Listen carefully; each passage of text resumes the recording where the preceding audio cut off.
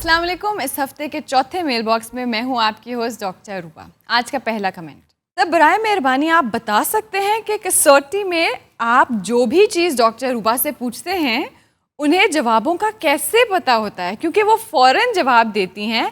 आया ये उनकी अपनी मालूमात है या रिसर्चर्स का कमाल है? वैसे ये पता नहीं क्यों उन्होंने महसूस किया, ऐसे मामलात में एक कमेटी होती है, एक ग्रुप होता है, क्लब होता है, तो आप लोगों का एक ग्रुप है।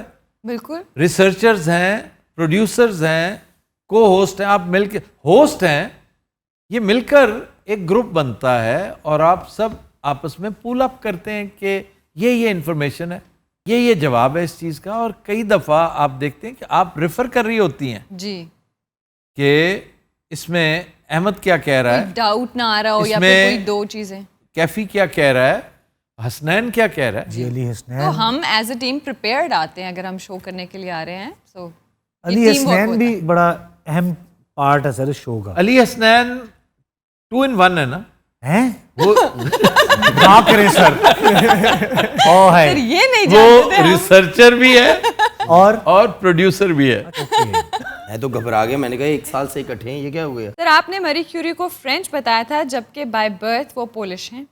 जी, अगर आप दोबारा देखें ना शो, तो FSJ ने कहा था फ्रेंच, तो मैंने कहा नो सर। मेरे जहन में ये पोलैंड उस वक्त नहीं था, रशिया था, लेकिन देखा जाए ना तो पोलैंड रशिया के अंडर था उस वक्त, जी। वो रशियन अंपायर का हिस्सा था।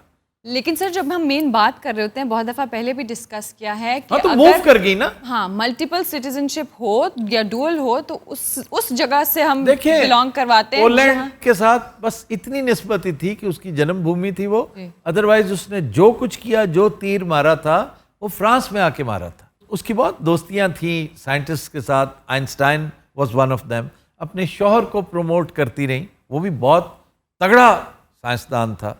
फ्रांस में रही, उसकी सारी अचीवमेंट फ्रांस की है। दो एक चीज़ें मिस कोट हो गई हैं FSJ ने।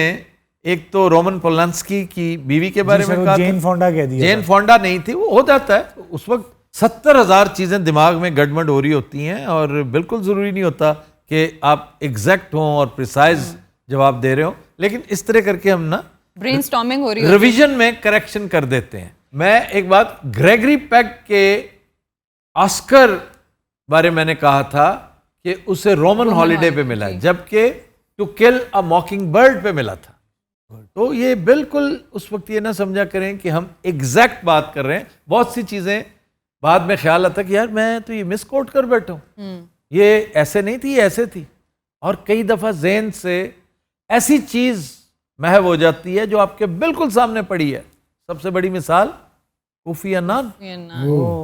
उस दिन वो भाईजान काम ना आते तो एक और बड़ा डिजास्टर हो जाता। लेकिन सर क्या आप ना पहुंच पाते? कोफी अन्नान तक तो पहुंच पाते, वो मुझे पता है क्योंकि मैं बार बार कह रहा था। एक और है सर, आप सेक्रेटरी जनरल कह रहे थे, एक और वही सेक्रेटरी जनरल ही था, मिसिंग था, अफ्रीकन था, ब्लैक था। आप सारी चीजें बता चुके थे, सिर्फ एक नाम कोफी अन्नान मेरे जहन में। आप याद, मैं एक और नाम ले रहा था जो गड़बड़ कर रहा था जी।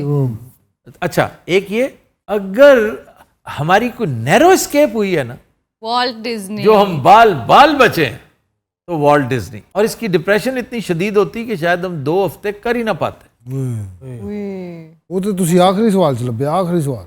हाँ, एक आखिरी सवाल से मुझे याद आया, क्योंकि कसौटी ने ना जी मुझे इस तरफ धकेल दिया। मैं कभी कमेंट्स नहीं पढ़ता था क्योंकि ये बड़ा टाइम कंज्यूमिंग काम है, इतना वक्त होता नहीं। तो 1 2 3 4 मैंने फिर देखा, तकरीबन दर्जन भर लोगों ने ये पूछा कि जी आफ्ताब साहब आप 20 सवाल पूछ चुके थे, आपके 20 सवाल हो चुके थे। तो हो चुके थे ना जब मैंने आखिरी पूछा?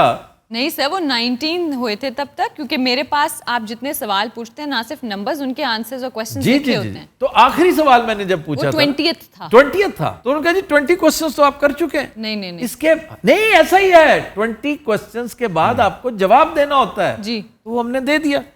वो ये समझ रहे हैं कि 20 क्वेश्चंस के अंदर अंदर आपने शख्सियत का नाम लेना होता है। शख्सियत 20 क्वेश्चंस खत्म होने के बाद आती है। बहुत से लोग कहते थे कि हमारी ख्वाहिश थी कि आप हारें। हाँ जी, हाँ जी सर, लोग FSJ के बारे में डिटेल्स जानना चाहते हैं कि वो कहाँ से उनका ताल्लुक है या फिर इनका फौज का बैकग्राउंड है, बहुत मुख्तसर अरसा है इनका फौज में।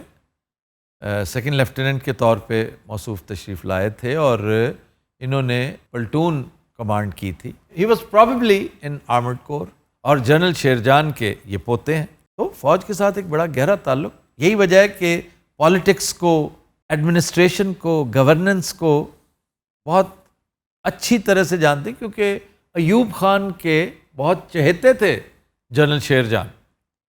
तो he virtually grew up in the lap of field marshal Ayub Khan. वाह। तो ये वजह है कि किताब के साथ दोस्ती ये पुराने लोगों में बेपनाह है। मुझे बड़ी इंस्पिरेशन, और मुझे इतनी किताबें FSJ दे चुके हैं, मैं लोगों को देता हूँ, लेकिन मुझे आज तक कभी किसी ने नहीं दी जितनी FSJ ने दी हैं या ज़फ़र इकबाल साहब ने दी हैं। तो फिर फौज के बाद उन्होंने क्या किया? फौज के बाद ये एडवर्टाइजिंग में आ गए। इन्होंने बेशुमार तगड़ी कंपनियां, सासा एक होती थी, फिर उसके बाद ताहिर खान के साथ मिलके Seema Tahir Khan and of course Faisal Sherjan, इन्होंने इंटरफ्लो की बुनियाद रखी। इंटरफ्लो एक बहुत तगड़ा इदारा, बहुत शानदार advertising agency, one of the best and most modern.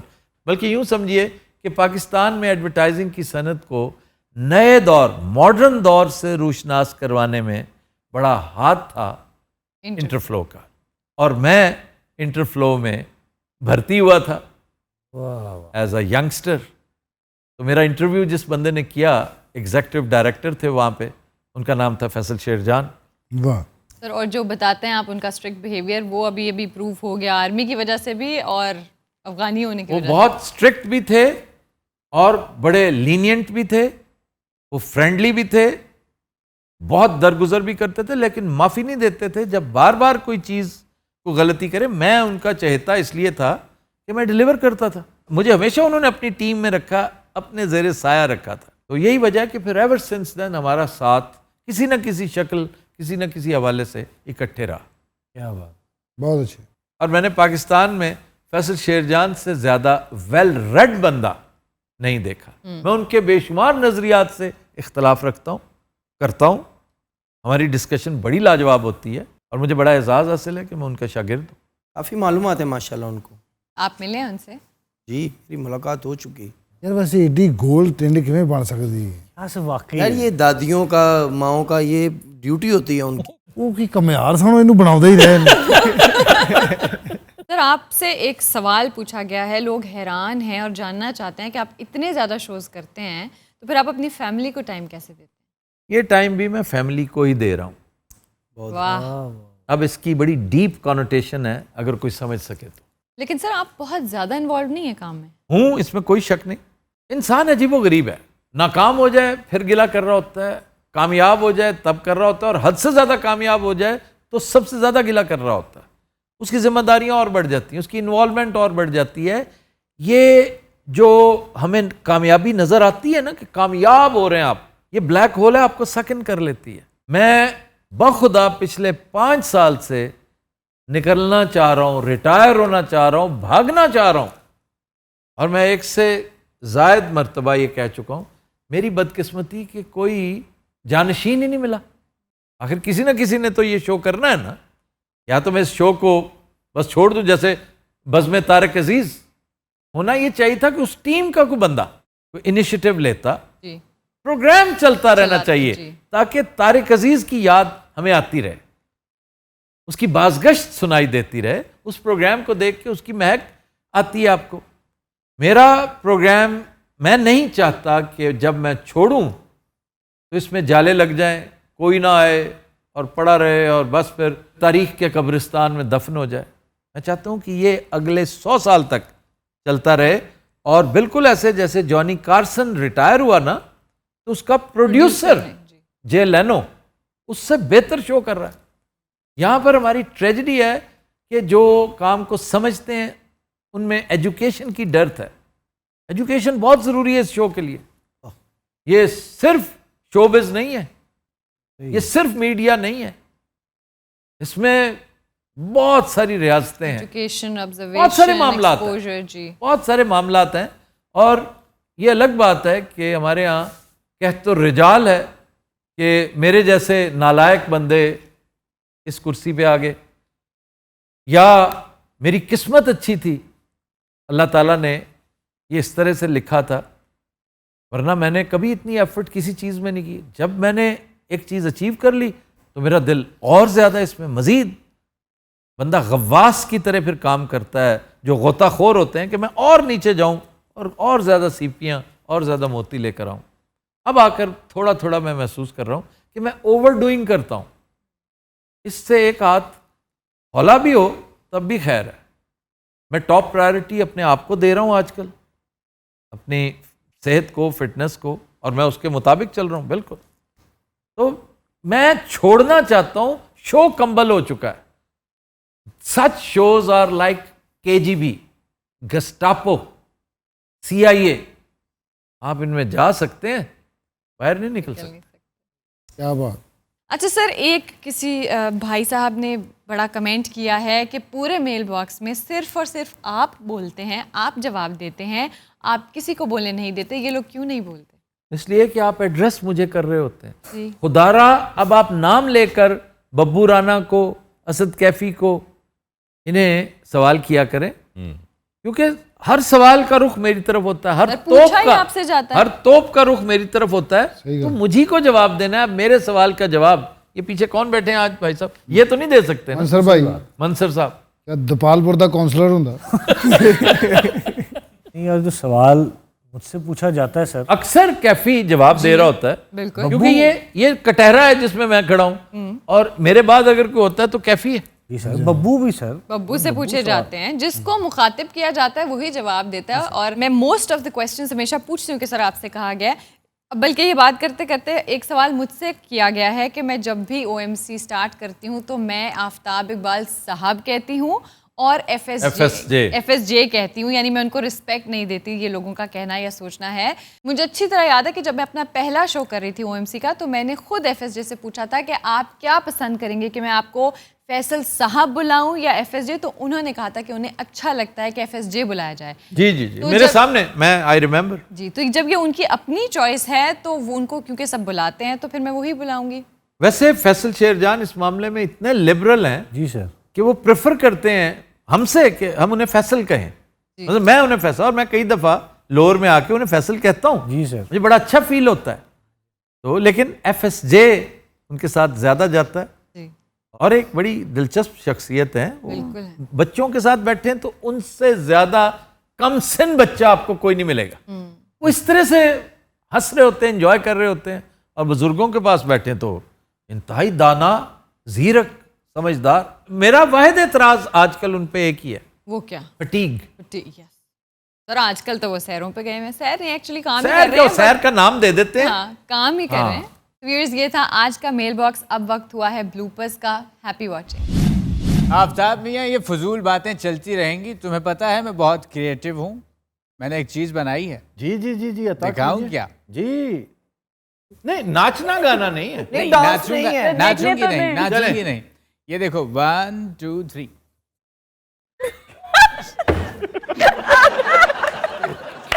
ये हमारी 2 साल की जद्दोजहद है। गोटा खोल गया।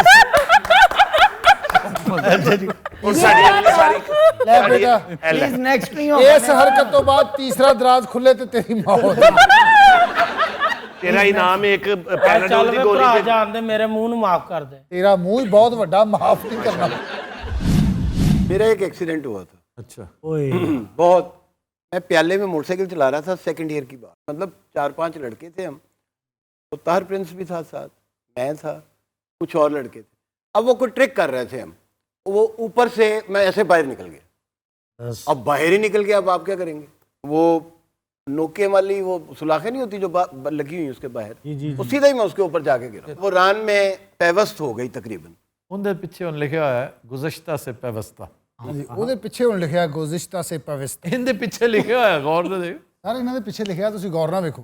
क्या। गुज़िश्ता से पेवस्ता। गुज़िश्ता से पविस्ता।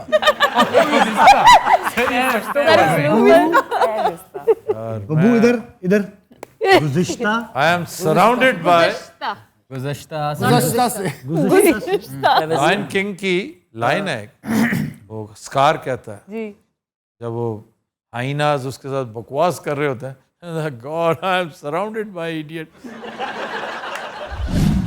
ਇੰਜ ਕਰਕੇ ਹੀਰੋਇਨ ਦੇ ਪਿਓ ਨੇ ਇੰਜ ਕਰਕੇ ਟਰਨ ਲਿਆ ਤੇ ਉਹਨੇ ਹੀਰੋ ਦੀ ਅੱਖਾਂ 'ਚ ਅੱਖਾਂ ਪਾਇਆ ਹੀਰੋ ਡਰ ਗਿਆ ਅੱਖਾਂ 'ਚ ਅੱਖਾਂ ਪਾਇਆ अब पाया आपने चेक नहीं किया कि हीरो ने टर्न लिया है? क्या लिए? मैं बागी साहब के साथ गुफ्तगू बागी साहब के साथ जरा प्लीज बागी पे मेरी तरफ से मेगा को सैक कर दे आप। मैं बागी साहब के साथ नहीं बात- नहीं नहीं, मेरी तरफ से मेघा को सैक कर दे आप। मुझसे बात कीजिए, ऐसे ना ये करें। बताइए पीपल्स पार्टी के इम्कानात किस हद तक रोशन है अगले इलेक्शन? बैठा ते ढोल बुलताने ओदे बुत विच मेरी जाने बुआ। कहने का मकसद ये है बुआ ठीक नहीं सही नहीं निकली। है, हमारा बुआ फंस जाता है। ਲੰਬੀ ਨਹੀਂ ਕਰਨੀ बैठा ते ढोल बुलताने तो वो ओदे हंस रहा था टू शॉट है क्यों? बैठा ते ढोल बुलताने ओदे बुत विच मेरी जाने बुआ। यार, please। वाह वाह वाह वाह वाह जी मतलब ऐसे वाह वाह वाली क्या बात है? हर मुल्तान है किंग फिरा ने नहीं, क्या और दा- उसके बाद जो हरकत की है उन्होंने सर खुशी दा इजहार किते सी अच्छा घोड़ों की तरह ही करते हैं आपके यहाँ क्या बात है। ये घोड़े की तरह नहीं खुशी दा इजहार है चले सर बुआ से ले जी कहने का मकसद ये है कि बड़ा ही इंपॉर्टेंट क्वेश्चन आपने किया है आफ्ताब। ये बहुत ही अहमियत का हामिल है ये सवाल। मैं ये कहूँगा कि 2023 आप 2023 की बात कर रहे हैं, ये तो 3023 तक इलेक्शन नहीं जीतेंगे। थोड़ा फबल होगा है